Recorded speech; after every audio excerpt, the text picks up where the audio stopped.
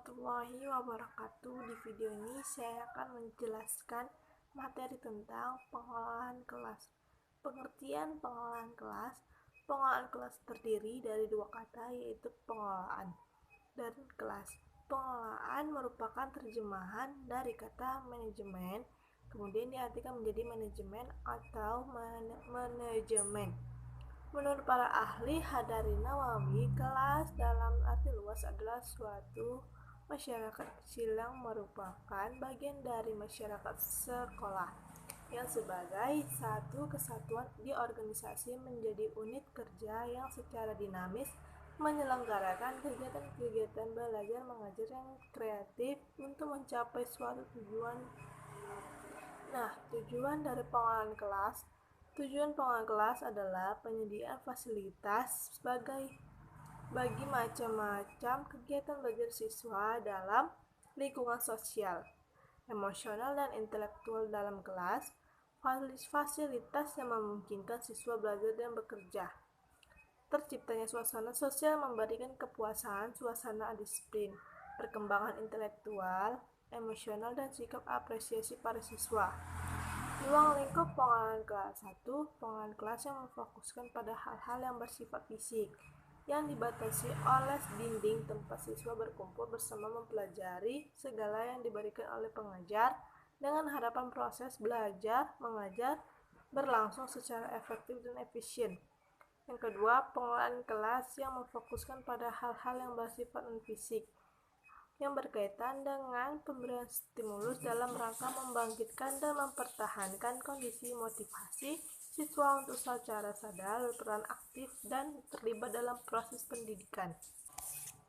Selanjutnya, pendekatan pengelolaan kelas. Yang pertama, pendekatan perubahan perilaku atau behavior modification approach. Yang kedua, pendekatan iklim socio-emosional atau socio-emotional climate approach. Yang ketiga, pendekatan ancaman. Yang keempat, pendekatan kebebasan. Yang kelima, pendekatan pengajaran. Yang keenam, pendekatan kerja kelompok. Pengelolaan kelas mengidentifikasi masalah di kelas. Yang pertama itu masalah individu, didasarkan anggapan besar bahwa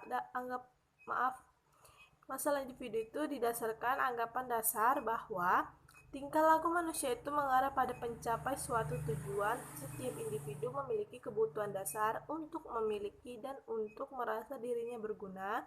Jika seseorang individu gagal mengembangkan rada memiliki dan rada dirinya berharga, maka ia akan bertingkah laku menyimpang. Selanjutnya, jenis menyimpang tingkah laku. Yang pertama, attention getting behaviors atau pola perilaku mencari perhatian.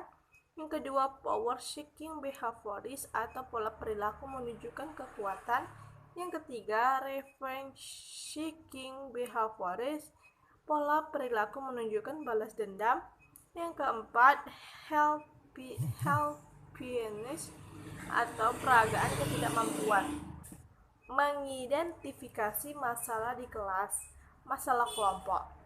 1. Kurangnya kekompakan. 2. Kurang mampu mengikuti peraturan kelompok. Yang ketiga, reaksi negatif terhadap sesama anggota kelompok. Yang keempat, penerimaan di kelas atau kelompok atas tingkah laku menyimpang. Yang kelima, kegiatan anggota atau kelompok yang menyimpang dan meniru-niru kegiatan anggota kelompok lainnya. Yang keenam, tidak semangat, tidak mau bekerja, dan tingkah laku agresif atau protes. Yang ketujuh, tidak mampuan menyesuaikan dari terhadap perubahan lingkungannya. Sekarang peran guru dalam strategi pengelolaan kelas.